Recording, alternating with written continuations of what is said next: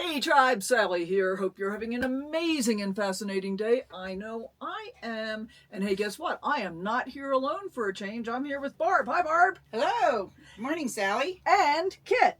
He's kind of down low behind the computer screen. You can't see him at the moment, but I'm sure that you will.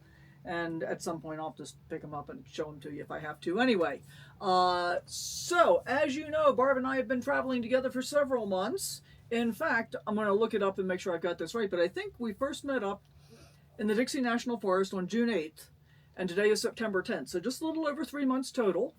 And I think that's been pretty cool. But my first question for you is not one that I did give her some idea of what I wanted to talk about in advance, guys, Okay. just saying, but I'm not going to start there. Wake up with the sun in our eyes.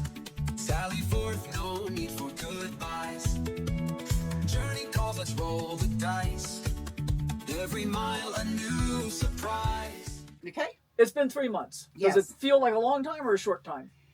It seems like a short time. When I think about it, it's 3 months, but we had so much fun going places, doing things, and running back and forth, fixing. It just went so fast. It really did. It did. It really did. It has been a super fast season. Mm-hmm. And so that'll kind of lead to my first question is, Mm-hmm. what surprised you the most about this season of traveling together? How well I did, in the sense that I've always traveled solo, and of course, being solo, you do what you want to do when you want to do it.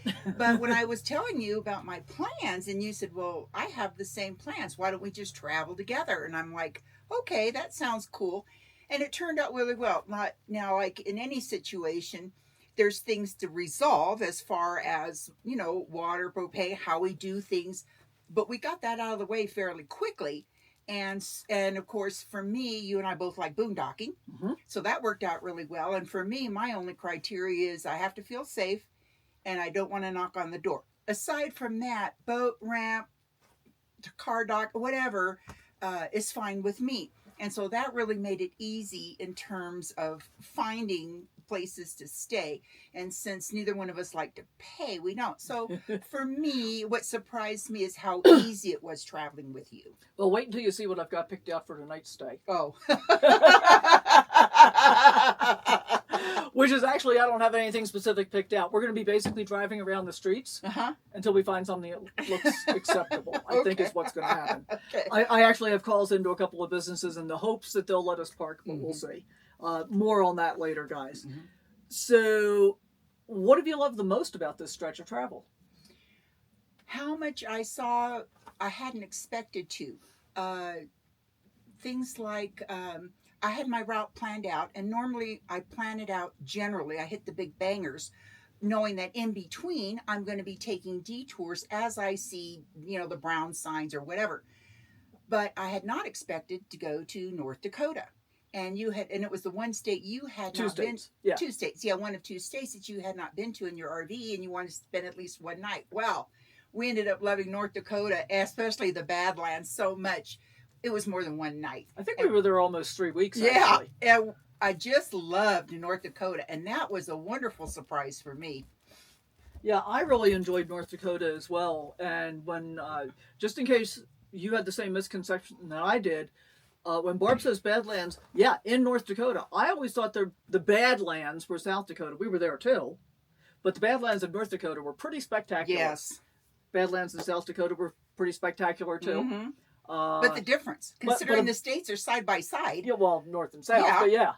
But a huge difference. And I think that's been part of the issue for me, or not issue, but part of the pleasant surprise for me is the variety of terrain. Yes. The variety of stuff that we've gotten to see. We've done everything from quirky stops to historic stops to archaeological stops to paleontological. I think I got that out correctly. To geology. I mean, a whole range of ologies. And we happen to enjoy it. Just so We like all those happened that ologies we like together. those. Yeah. Yes. Yeah, we have Yeah. ologies in common. Yes. I think I just coined a new phrase. All right, so that's what we've loved, but was there anything you haven't loved as much? I'll tell you, the biting flies. If I remember anything about and even the non-biting flies. Yeah, I'll tell you, if I remember anything about Colorado. It started in Colorado. That was the first time Yep. we got a bite. Was in Dixon, and where we were boondocking with Near the Donna bike. Shalom. Yeah. Shalom on the road. And I was like, something's biting me and it hurts. And then it started itching. And from there, I don't know if they followed us or we drove to them, but South Dakota, I think their national bird Was be the biting fly, yeah. No kidding. Oh, I my want to make a gosh. T-shirt that says South Dakota's state bird, biting fly. It was horrible. And because the other thing that we did so much of was chase all the wrong weather Yes. all the time. I mean, my general motto is I'm always chasing 73 degrees because that's my primary pleasant zone.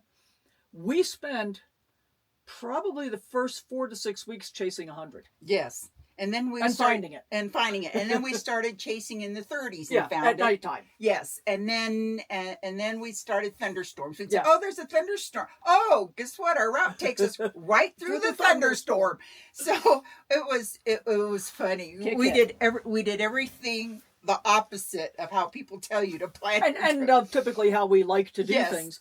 But we had so many things we wanted to do, and we did a ton of driving. Yes. One of the videos I'm planning to do as part of this whole season of travel is going to be a cost wrap up. Okay. How far did we actually drive? What did it actually cost for me to do this? Mm-hmm. Because it's definitely more driving than I would typically do in that 3-month period Yes. if I wasn't on vacation. Yeah. But we've been on vacation for 3 months, which Yes. is, how cool is that, guys? All right, so let's talk about, you touched on this a little bit, let's talk about traveling together versus traveling solo. Mm-hmm. Since you usually travel solo, Mm-hmm. how has it felt different to share the road for a season? I think it's been more positive than anything else. Traveling solo, as I said, everybody has their own way of doing the basic things. How long their water lasts, when they do laundry, things like that. Which we do not have the same of. Yes, we discovered. We don't. We discovered we don't. However, it's easy. It's an easy thing to get past, to move And we on, worked it out. and we worked it out. And if you're willing to compromise and communicate, Mm-hmm. then it works out fine. So I think solo is great in that you can come and go as you please. You do what you want to do. You see a place, you want to stay, you stay. But where I think traveling with somebody else works very well is when you can talk about things like I said, we both enjoyed the same things, and so to come back afterwards and say, well, what'd you think of this? What'd you think of that? And be able to talk about it. I think the second thing that's nice with traveling with people is we both had RV problems, but being together, what was nice was when your rig was having so much problems, we first thought it was the refrigerator, but it wasn't. I happened to have my EcoFlow 1800, Right. so I was able to let you use that so you could continue to do your work. And then we used my solar panel to keep your battery going. And we used your refrigerator. And used my refrigerator to keep save my your... expensive, my good food. I'm Yeah. not going to say expensive, but I have a lot of wild game meat that I got from a friend of mine in Boise, and I didn't want to lose all of that irreplaceable stuff. I mean, it's not like it was Walmart chicken. Yeah, you know? and then my generator just totally crapped out, and that, in a way, that was I wasn't expecting that to happen, but I knew it needed to be serviced, and that is something that I would do differently. The RV that I bought, the previous owner did nothing to it. My first clue should have been when I left Whittier, California, to head to Sacramento, got halfway there, and had to replace the battery. And then it just was one thing after another. So I knew they hadn't done any repair work. It's this work I figured so I definitely wanted to get things done, and I was going to replace everything, so I had a good baseline. Everything was clean, everything was good, but I wasn't going to do it until this winter. But what happened was my generator just said no, and it was the same time Sally was having her problems with her coach, and so the guy that fixed her, his name is Joel. Yeah, let's back up, because you had actually called him first. Yes. And you made an appointment for him to address your generator the following Friday. Yes. Which was going to actually be a little bit of a detour for us. And then it turns out I called the same guy, got him to come on Tuesday to the campground Yeah. that we were staying in, and at the same time said, well, you know, you've already got an appointment with my friend Barb that I'm traveling with for Friday. Can you take care of her at the same time? And we were able to get that done, which actually worked out really yeah, well. it did. And it was funny because I told Sally, I said, you know, I know it's going to be a mess. This is before, you know, it died, went toes up. And I said, I know I'm going to have to replace everything because I know the guy before me never did anything. She says, well, you really don't know that. I said, I have a pretty good indication. When he fixed my generator, no, it was not changing the oil. The spark plug, I have changed spark plugs from years ago when you could do that. And I have never seen a spark plug that looked as bad. It looked pretty bad. It was bad. The filter was bad. It had never been done. And here's your tech tip. Here's your tech tip, guys. Probably that generator had never been serviced, and you had about 1,000 hours on it. Yes. Yeah. And you're supposed to do a break-in oil change, I think, at 100, and then normal service at 150 hours. So it was basically 8 services or so past what it should have been. Service your generator, and if you've got an onboard generator especially, but also for a portable, if you're not doing it already, make sure that you're exercising your generator at least once a month. And here's the way to exercise it. Turn it on, let it run for 5 minutes at idle to warm up a little bit, then put a load on it. Put something in the microwave. Run it or turn on the air conditioner. Run it optimally for 15 minutes, and then take the load off so it's back to idle again, run it for another 5 minutes, and then shut it down. So your generator exercise should be about 25 minutes altogether, and you should do that once a month. Right. And then change oil. And then he told me that the next time I have it serviced, all they need to do is change the oil, which I'll have done probably when I get to Arizona. It'll be a little early, but this way, if there was any bad oil, it'll all be out. It'll be fresh. And you should be good from there. Right. And so if I had been able to maintain, if I had done that before we left, I wouldn't have had that problem on the road.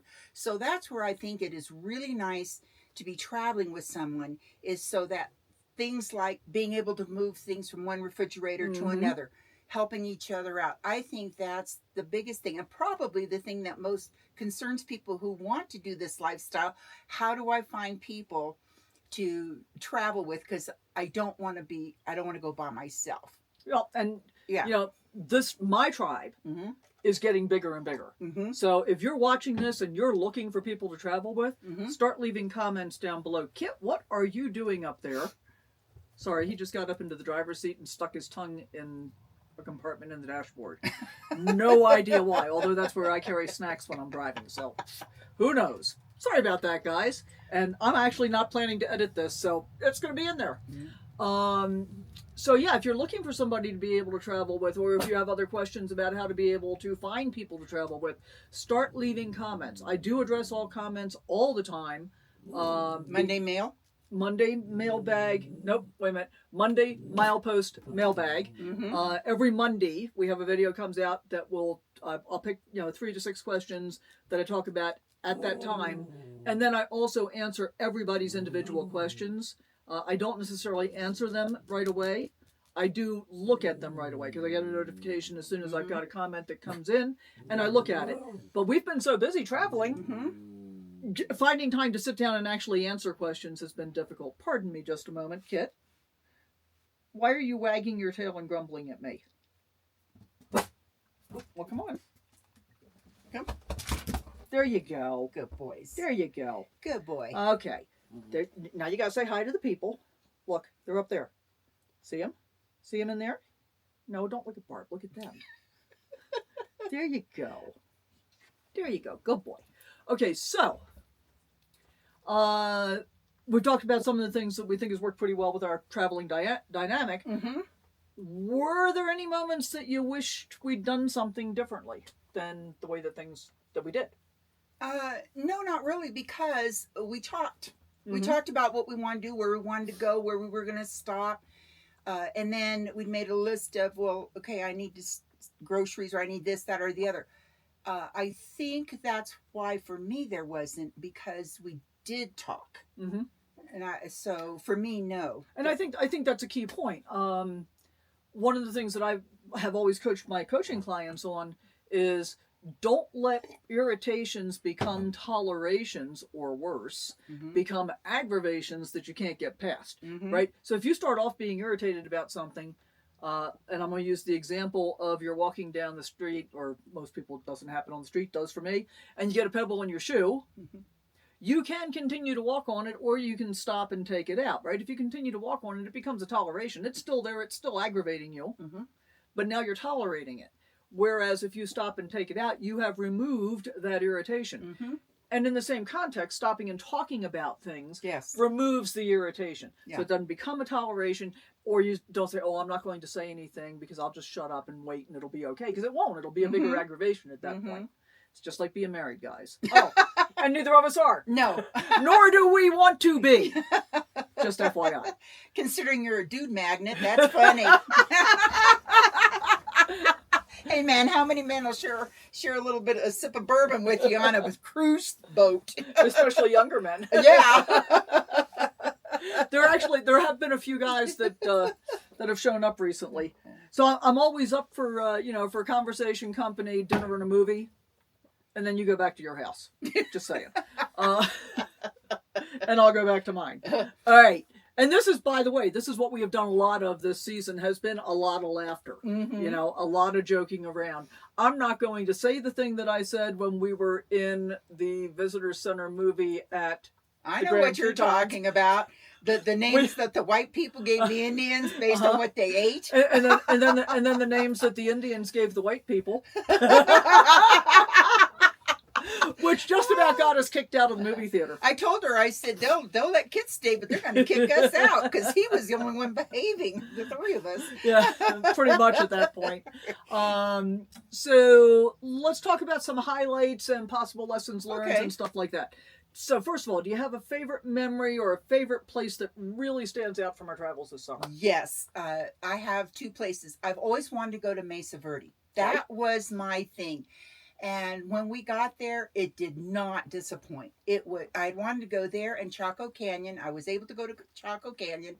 Mesa Verde, I tell you, it does not disappoint. It was absolutely gorgeous. I enjoyed walking through everything. So that, for me, was really what I was looking forward to, and I got to see it. And that was pretty early on, too. Yes. So the rest was just gravy. Yes, actually it was, yeah. But you said that there were two that stood out. Yeah, the other was my where is it here on here? Oh, Devil's Tower. Devil's Tower. Ever since I saw the Close Encounters of the Third Kind, I wanted to see Devil's Tower. And the campground that we stayed at, it was one of those where we didn't reserve it. You just go in and try to find it, and it just so happened that we found a spot that we could both fit. Looked right onto the Devil's Tower. I mean, I could not believe it. Yeah, we had great views. We had great Starlink because we were close together, so Barb was able to get off of my Starlink, get onto my Starlink. And we had great views of Devil's Tower. Right. And I think that ended up being $5 a night each. Yeah. And then we did the same thing in Theodore Roosevelt. Yes. Where we were able to double up in the same site, $5 a night each. That was awesome. Great. But this shirt shows, this was my goal for my shirt. It was South Devil's Dakota. Tower. Then we went to Jewel Cave, Mount Rushmore, and Wind Cave, and then the Badlands. Yeah. So this shirt is like my South Dakota souvenir. Yeah. And I actually bought the same shirt. We're going to try not to wear them together. Yeah. And I also bought a shirt from our visit to the center of the United States. Which wasn't. Was that the one we went to that wasn't? Yeah, both of them we went to. Yeah. Because they never are. They never actually put the monument where the center actually is. So I've been to the center of the contiguous United States last year in Lebanon, Kansas. Actually, it's 20 miles outside of Lebanon, Kansas, and where they put the monument still is not the exact location. And then this year we went to Belle Fourche, which is spelled Fourche, but it's pronounced Fourche, I asked. And that's not the exact location, but they had a lovely monument there that they had said. It was really a very nice park. So I bought the t-shirt there as well. And once again, I mean, yes, it's in that general vicinity, but it's about 15 or 20 miles away from where they put the monument. Oh, well.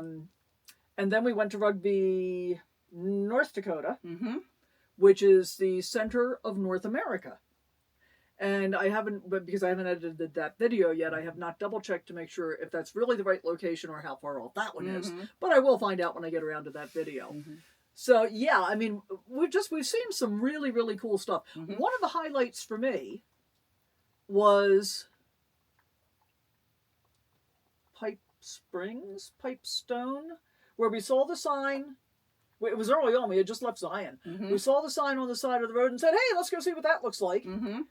Chasing 100 degrees. And then we went into the Paiute Kaibab RV park for 3 nights with electricity. Yes. For $45 for 3 nights for each of us. So that was pretty cool.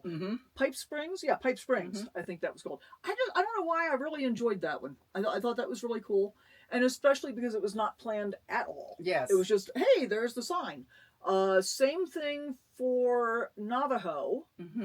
We slept in a gas station the night before, which was a little sketch. In Shanta, I think. I think that was Shanta.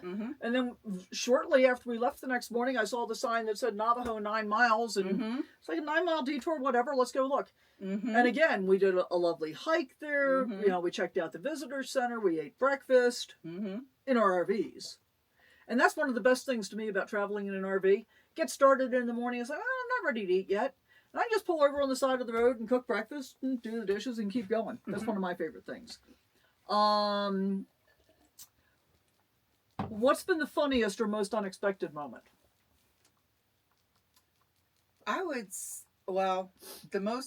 The funniest unexpected moment would probably be for me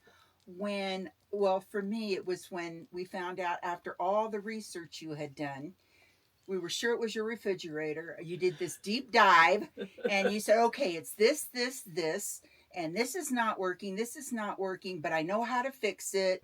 We know what needs to be done, and you didn't flip the switch. Oh, yeah, that wasn't the refrigerator. That was the inverter. Okay, and you didn't flip the switch, and I thought, you know, you spent all those out, which is good, because education you never learn, because if it ever happens again, and that is the problem, you already know, okay, I know what this is about, and I know how to do it. But after all that, and I have done that too, where, I thought my thermistor went out. And so I looked at, okay, how to replace. Believe me, I've done it so much in my head that I can replace that thermistor now. In your sleep. In my sleep. And I know and I learned how to replace the circuit board if I have to. But more important, how to tell if it is the circuit board or not. Because a lot of times the tech will tell you, we need to replace the circuit board, which is expensive. For me to just get the circuit board is about $145 for the one I need. But at that time, they would then replace the thermistor and everything else. So it is whatever it is. But by learning there, so it's education is never a waste. But I just thought it was funny. We'd done this deep dive. We'd done all this stuff. You were out there. You were looking. You even looked, I think, but anyway, when we went, we drove all that way. And then we drove all that way back. And all that way back. And all he had to do was flip the switch. That was pretty funny. Yeah, that was funny. As it turns out, that was not actually the root of my problem. I think that was the first indication of the beginning of my problem. Yes. Which I'm not going to spend much time talking about here because we're getting to the point where all will be revealed in real time as it happened. Yes. And then I'm going to do a whole video, start to finish, on what happened, what the steps were, and lay it all out so that if you have issues like that, it might be easier to recognize and not take you 3 or 4 weeks to figure out and spend a lot of money on. Because I did both of those things. I think one of the funniest moments for me was actually in the visitor center at the Tetons. That was pretty funny. That was pretty funny. When we went back to junior high and behaved badly? Yes. Okay. Yeah, just like that. Have you learned anything new about yourself during this trip? Yeah, I found that I've always been kind of introverted. Sally does not know any strangers. They're just friends she hasn't met yet. Very sociable. I'm the total opposite. And Kit, of course, is not friendly with people. Friendly, but not friendly with people. But we were sitting, I wish I could remember where it was we were sitting. We were sitting on the bench. And of course, Sally's hi, hi, hi. I'm the one sitting there thinking, don't make eye contact, don't make eye contact. When Kit behaved very well, he went up and he was really nice to them. And this lady looked at me and I said, hi, how are you? And she said, fine. And she walked on. And so Sally says, oh, Kit, you were such a good boy. You were such a good boy because you were so nice and said hi. I said, well, I was a good girl because I said hi too. And it's funny, you know, I mean, part of why I think I am as outgoing as I am is because I feel like I need to be to a certain extent. I've always been involved in sales. I've always had to have a public-facing persona. What I've discovered about myself in the last probably 12, 13 years is that I have a whole lot more curiosity about things than I ever realized that I did. Mm-hmm. And so I'm always asking people questions. Mm-hmm. I want to get their take on stuff. I want to see what their thinking is about. I am still an introvert. I am still very, very much an introvert. I can do a certain amount of that for a certain period of time, and then I go in and I close my door and I say, see you tomorrow. Mm-hmm. And that, by the way, guys, if you're not sure of the definition of an introvert versus an extrovert gets their energy, they get recharged by being around people. An introvert recharges by being by themselves. Mm-hmm. And so I'm spending energy when I'm out in public and I'm talking to people all the time. And I can only do that for a certain period of time, and then I gotta, you know, Mm-hmm. close it up and walk away and go be me. What do I think I've learned new about myself through this trip? I think part of it is that I think one of the things I've learned is I am more patient with myself than I am with other people. I'm keeping a straight face. I do get irritated. I get cranky. And, you know, Carolyn from Carolyn's RV Life has said this before herself, and I've said it myself. I am pretty much done by 3 o'clock in the afternoon. Mm-hmm. Stick a fork in me. My toleration for almost anything is gone by then. And if a series of things are going wrong, let's rephrase that. If a series of things are going not as expected or anticipated or desired, because that's the real deal, things aren't going the way I wanted them to, I become irritated. And so I have recognized that much more clearly in this season of being together Mm-hmm. than I had previously. Now, I'm not going to tell you guys that I have in any way, shape, or form completely overcome this. But the first step is recognizing that you've got a problem. Oh, wait, no, this is not a 12-step program. This is not a 12-step program. And I don't really mind being called out on it either, you know? So I think self-examination on a regular basis is really important. And I think it's also really important to be kind to yourself. Yeah. You know, I'm not going to beat myself up for behaving badly, because really it's behaving not as I would desire to. It's not the way I want to behave. But I get the opportunity to work on it and fix it and do better, and I think to a certain extent I've managed to accomplish that. I think so. We've done very well. So that's my lesson. Mm-hmm. Looking ahead, if you could go back and change one thing about this trip, what would it be besides the person that you did it with? No, I wouldn't change that at all. I would reroute. The way that we went, we met up in Utah at Dixie National Forest, just outside Bryce, and we took the route from Utah to Colorado. So we were always chasing that hot weather. Now, the other option was you were already in Oregon, and I mentioned, you know, we could start in Washington and then cut across to Glacier. And I think had we taken that route, right now we'd be sitting in Zion. Yeah, I'm afraid we'd have been too cold at the top end, though. Okay. Because this is the other thing we've discovered about each other. I like hot. She likes cold. Yes. And those temperatures mean different things to different people. Yes. So I think my ideal temperature really is 73 degrees and no wind. Mm-hmm. Because when it starts getting breezy, as we discovered the other day, when it was about 73 degrees, and I had a tank shirt on, I had to go back in and grab a shirt. And I was sitting there saying, wow, isn't this nice? This I'm feels like, good. wow, aren't you crazy? And we've had plenty of that. She definitely enjoys much more cooler weather than I do. Yes. Which makes me kind of wonder about my whole thought about spending 5 weeks in Yellowstone now. But We're going shopping this afternoon for for cold weather clothes, Mhm. warm clothes for cold weather. Because basically I own tank shirts and gym shorts. That's pretty much what I wear all the time, and I don't think I'm going to be doing that for the next 5 weeks. So we'll see how that goes. Let's see, what else do we want to talk about? Is there anything you wish we'd had the chance to do together but didn't? Do you feel like you missed anything? I don't feel like I missed anything, but I had originally in my plans not put down Yellowstone and Tetons because I've been here many times. I've snowmobiled in the winter, camped in the summer, but I really wanted you to be able to see all the things, the paint pots and all of that. But because we were in two RVs, it was hard. It was hard to be able to pull over to park, so you weren't able to see that. However, with you being in Yellowstone, you might be able to go back on your days off to see that. But yeah, I was really looking forward to you seeing that. So that was a little disappointing that we couldn't do that. Plus the fact that we were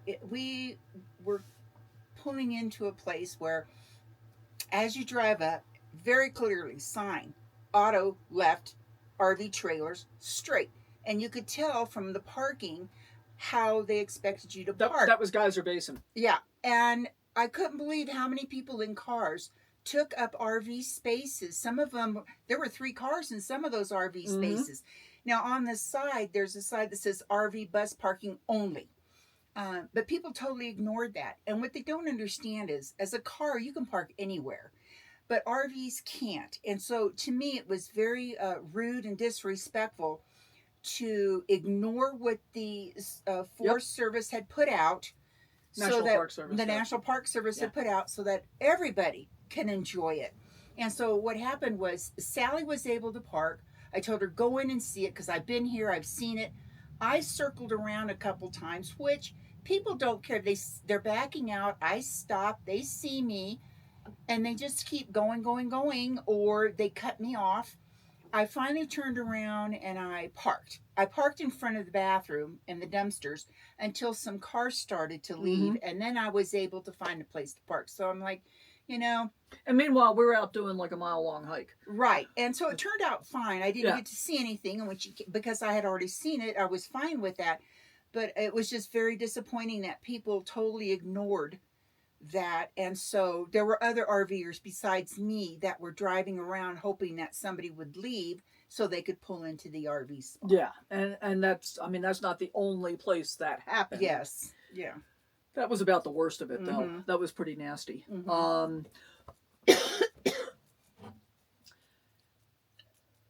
Has the season changed at all how you think about future travel, either solo or with others? Has what? This season. Oh, has the season changed? I talk really fast. Okay. This season. Okay. Or I hear slow. There you go. No, not really. I would travel again with somebody, but I think the most important thing is that you like the same things. The little things you can work out. You get that resolved right from the get-go. You're fine. I think it's more important to make sure you travel with somebody that enjoys what you enjoy, so you can enjoy them together. Yeah, I think that's really good. Last year, I traveled with Donna, Shalom on the Roam. We met up at City of Rocks at Deborah Dickinson's Cocoa Fest. I mean, that's not where we met originally. We happened to both be there. And we talked about traveling together doing New Mexico State Parks that coming season. Well, as it turned out, we met up at the Cocoa Fest at the beginning of November, and we ended up traveling together until the end of July before we split up. And she went up to Colorado to family, and I went to the Northeast and then all the way down south. So this is basically 2 years in a row that I've traveled with somebody else for at least a portion of the travel season. Because as a nomad, we think of the winter season as, the hang out, go see everybody that you haven't seen all year season. Right. Generally in Arizona. Would I do it again? Yeah, I think I probably would. But same thing. I mean, I've got to have some kind of common interest with the person. And it's funny, the common interest that Donna and I really had, the biggest common interest we had for doing it that way last year was that we had both just bought Phoenix Cruisers within a few months of each other. and spent a lot of money doing it. And as a result, our plan for last year was to spend as little money on camping fees as possible and see as much as we could. And we did a good job of that.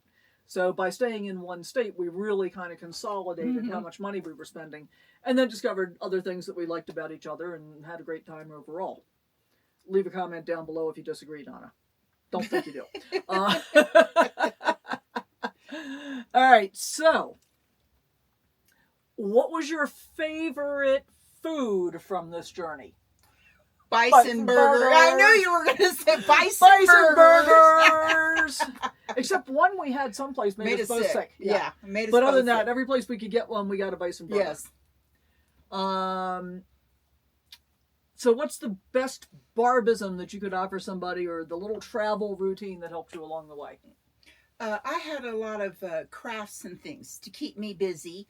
And that's what I usually do, especially when I'm in Arizona, is I do a lot of crafts. But you're not going someplace all the time, taking pictures all the time. And your downtime is really important. So whether it's reading or cross-stitching or whatever you do. Or getting licked. It's Constantly. important to have something that really will decompress you, because it was a lot of traveling, a lot of driving. And so you do really need that downtime. And I think that's what really made it for me, was having different types of hobbies that I enjoyed doing. Yeah. Yeah. Me, on the other hand, I mostly got to sit down and edit video when we weren't busy driving and seeing things. and to a certain extent, it really felt like a lot of work.